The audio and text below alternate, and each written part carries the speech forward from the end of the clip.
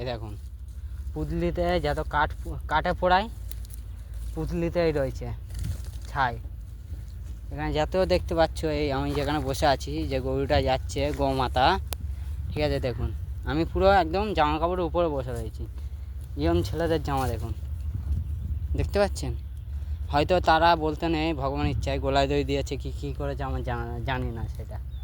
তাহলে ভাবো, এই দেখুন জামা কাপড়গুলো দেখুন, এই যা বালিশ, তাহলে ভাবো। এই দেখো যে বিছনাটা বিছায় খাটের উপরে যে বিছনাটা বিছায়, দেখুন এর লাখ টাকার দাম, কোনো দাম নেই। এই ছাইগুলো কোটি কোটি টাকার কোটি টাকা যারা সোনা দানা পড়ে, দেখুন একদিন পুড়ে এই পুতলির মতন হয়ে বেঁধে আর ধাবার মাঠে এসে ফেলে দিয়ে যাবে, এর কোনো দাম নেই। ভাবতে পারছো? দেখুন কোথায় আমি বসে রয়েছি, ছায়ের উপর শুয়ে রয়েছি, দেখুন। ভাবতে পারছো?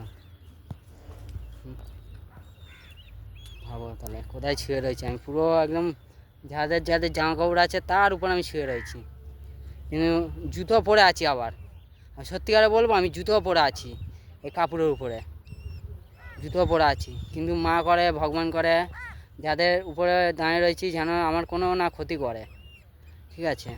আমি কেন তাদের জন্য তাদের উদ্দেশ্য বানাচ্ছি, যারা আমার করে বড় বড় ফ্ল্যাট ঘর দোয়ার করে, যারা তাদের জন্য বানাচ্ছে এই ভিডিওটা।